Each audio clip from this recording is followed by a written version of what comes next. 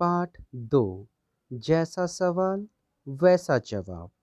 बादशाह अकबर अपने मंत्री बीरबल को बहुत पसंद करता था। बीरबल की बुद्धि के आगे बड़ों बड़ों की भी कुछ नहीं चल पाती थी। इसी कारण कुछ दरबारी बीरबल से जलते थे। वे बीरबल को मुसीबत में फंसाने के तरीके सोचते रहते थे। अकबर के एक खास दरबारी ख्वाजा सरा को अपनी विद्या और बुद्धि पर बहुत अभिमान था। बीरबल को तो वे अपने सामने निरा बालक और मूर्ख समझते थे, लेकिन अपने ही मानने से तो कुछ होता नहीं। दरबार में बीरबल की ही तूती बोलती और ख्वाजा साहब की बात ऐसी लगती थी जैसे नक्कार खाने में तूती की आवाज़। ख्वाजा साहब की चलती तो वे बीरबल को हिंदुस्तान से निकलवा देते, लेकिन निकलवाते कैसे? एक दिन ख्वाजा ने बीरबल को मूर्ख साबित करने के लिए बहुत सोच विचार कर कुछ मुश्किल प्रश्न सोच लिए।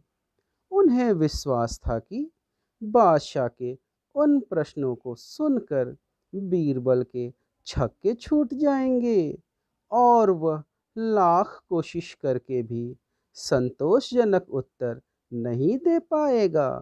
फिर बादशाह मान लेगा कि ख्वाजा सरा के आगे बीरबल कुछ नहीं है। ख्वाजा साहब अचकन पगड़ी पहनकर दाढ़ी सहलाते हुए अकबर के पास पहुँचे और सिर झुकाकर बोले, बीरबल बड़ा बुद्धिमान बनता है, आप भी उसकी लंबी चौड़ी बातों के धोखे में आ जाते हैं। मैं चाहता हूँ कि आप मेरे 3 सवालों के जवाब पूछकर उसके दिमाग की गहराई नाप लें। उस नकली अक्ल बहादुर की कलई खुल जाएगी। ख्वाजा के अनुरोध करने पर अकबर ने बीरबल को बुलाया और उनसे कहा, बीरबल, परम ज्ञानी ख्वाजा साहब तुमसे 3 प्रश्न पूछना चाहते हैं, क्या तुम उनके उत्तर दे सकोगे? बीरबल बोले, जहां पना जरूर दूंगा, खुशी से पूछे।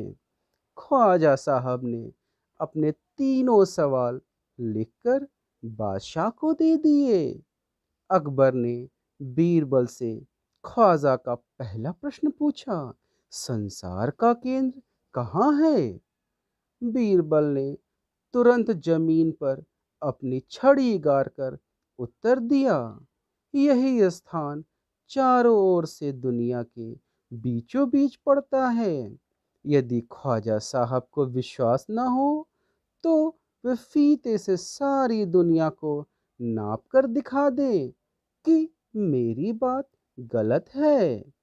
अकबर ने दूसरा प्रश्न किया, आकाश में कितने तारे हैं? बीरबल ने एक भेड़ मंगवा कर कहा, इस भेड़ के शरीर में जितने बाल हैं उतने ही तारे आसमान में हैं। ख्वाजा साहब को इसमें संदेह हो तो वे बालों को गिनकर तारों की संख्या से तुलना कर लें।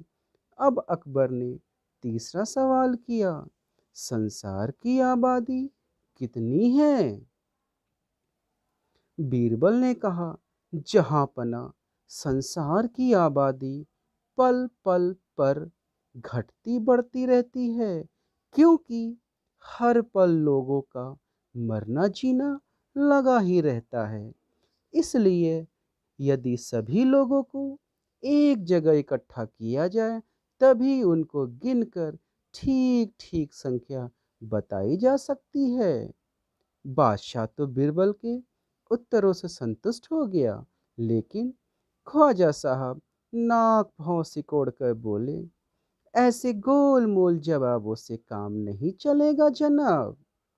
बीरबल बोले, ऐसे सवालों के ऐसे ही जवाब होते हैं, पहले मेरे जवाबों को गलत साबित कीजिए, तब आगे बढ़िए। ख्वाजा साहब से फिर कुछ बोलते नहीं बना। तो देखा बच्चों, कैसे बीरबल ने बड़ी ही चतुराई से ख्वाजा साहब के तीनों प्रश्नों के उत्तर दे दिए।